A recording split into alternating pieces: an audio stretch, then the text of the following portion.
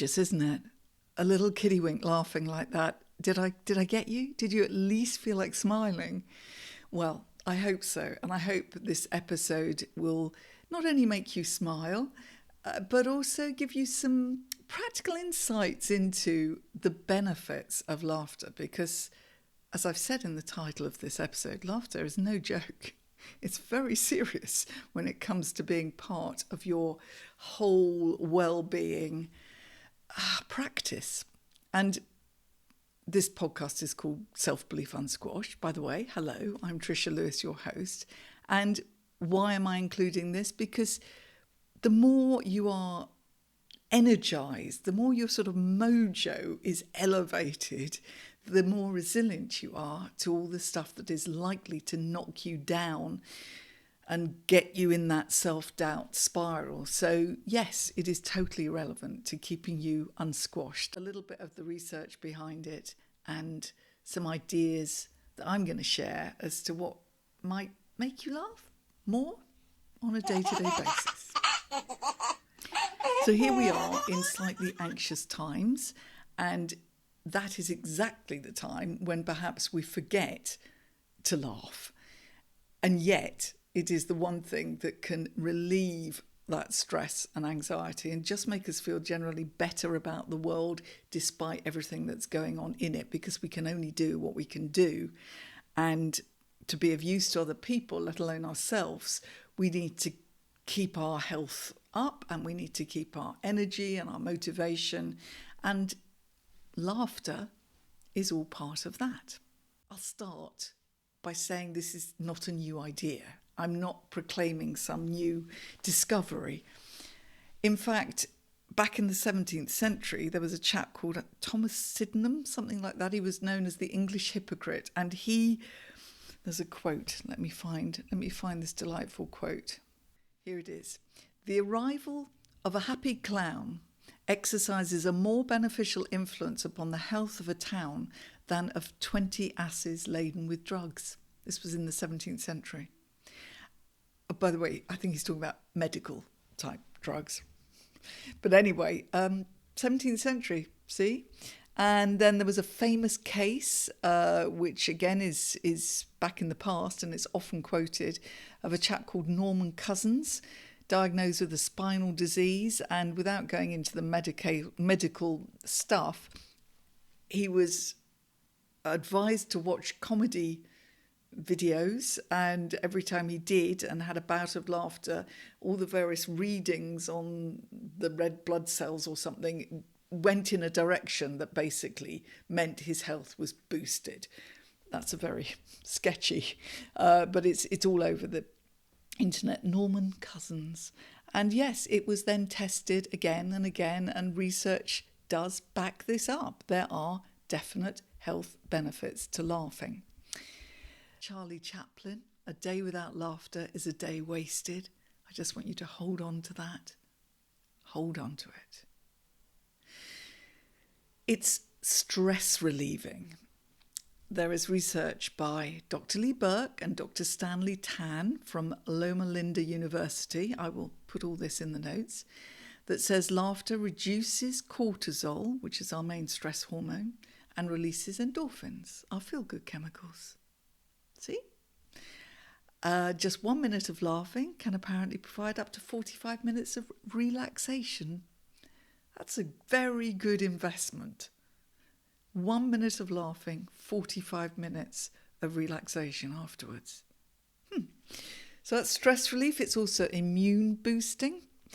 Laughter increases the production of antibodies and T cells, and they fight off illness. How good is this? As something to help, it's got to be worth considering.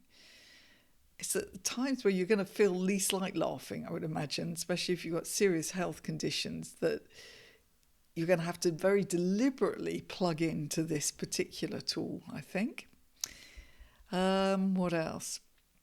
I've said about it being a natural painkiller, as in the case of Norman Cousins. But it's also a connector. It's a bonding tool. Humans are 30 times more likely to laugh in a group than alone. I'll put the reference to that below. Laughter creates connection and trust, and research backs this up. Apparently, couples who laugh together stay together, and I certainly can say that that's been an important element of my relationship. It's the everyday stuff that can make you laugh. The silly stuff. It's not telling jokes as such. In fact, I've spent many years doing monologues by somebody called Joyce Grenfell, who is a perfect example of this. Think Pam Ayres or Victoria Wood. Look her up. She was around in the 40s, 50s, 60s and 70s. But oh my goodness, her pieces just bring to mind for everybody the silliness of stuff we say and do, and that's what makes them so funny. So she has a piece about nursery schools, and it's lasted the test of time, honestly. You imagine that you're in a nursery school with lots of little toddlers doing silly things, and she has one particular almost catchphrase in these sketches, and it's, "George, don't do that."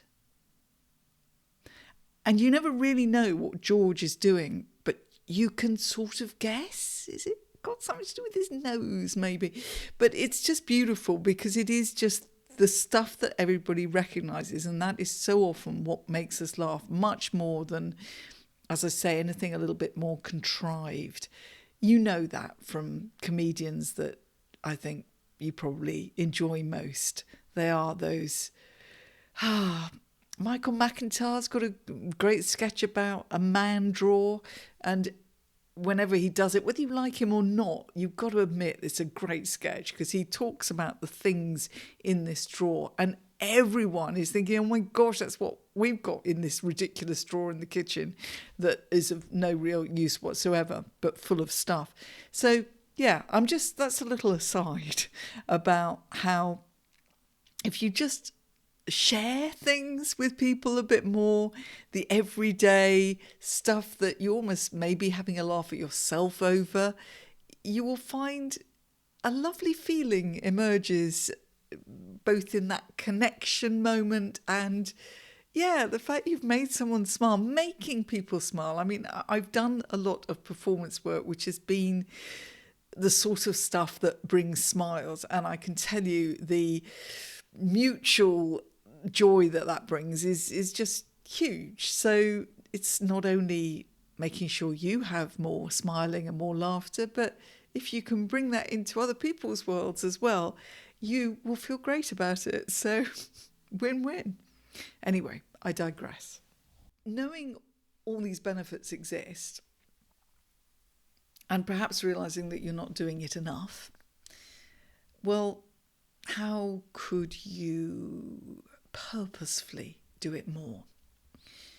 You could go down the route of watching or reading or listening to things that make you laugh. I'll give you a couple of examples from my world. Friday and Saturday nights, 10 o'clock on LBC Radio. There's a chap called Nick Abbott, and you can get him on Catch Up. And he just is brilliant because he also has callers who are amazing. But he takes all the anxious making stuff that's going on in the world and somehow manages to make it funny, but not in a trite way. I mean, he actually does a serious programme on the Sunday night slot. So, you know, he knows his stuff when it comes to what's going on, but he just, it's just a sort of breath of fresh air and can sometimes be extremely funny. He uses little sound clips as well. Give it a go. Nick Abbott. I'll reference it below. Or what else? There might be certain things on television that you know are going to make you laugh. There might be certain comedians who make you laugh, and that's so individual, isn't it? I mean, you can go and see people laughing their head off at one comedian and you think, well, I have no idea how they're finding this funny, and vice versa. So you have to find your own thing for sure.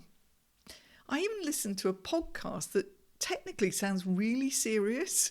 It's called The Rest is History. But the two hosts of it, apart from really knowing their stuff, Tom and Dom, they have great chemistry, and that can often you see it with Ant and Dec, don't you? And Morecambe and Wise and all that.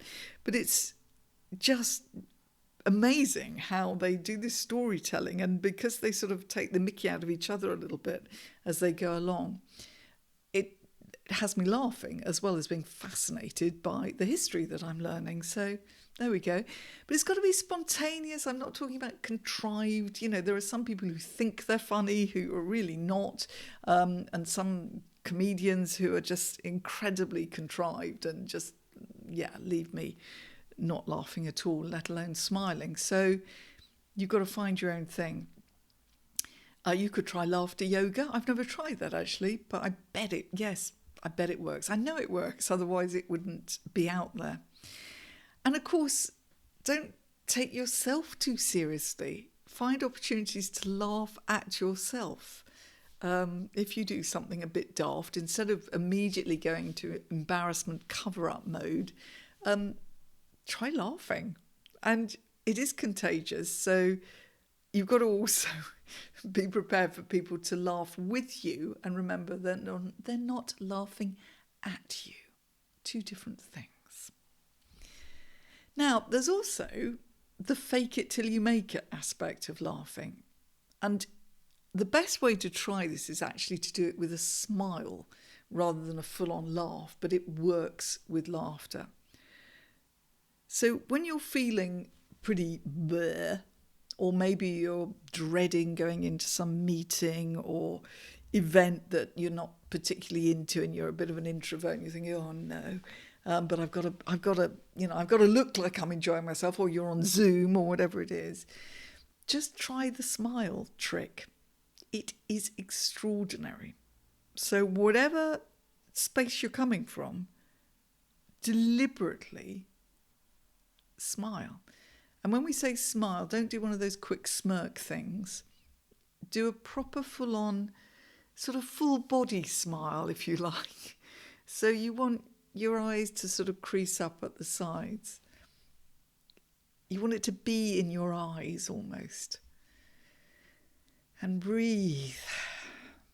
And you will find your mood improves. You can't fight it. It's magic.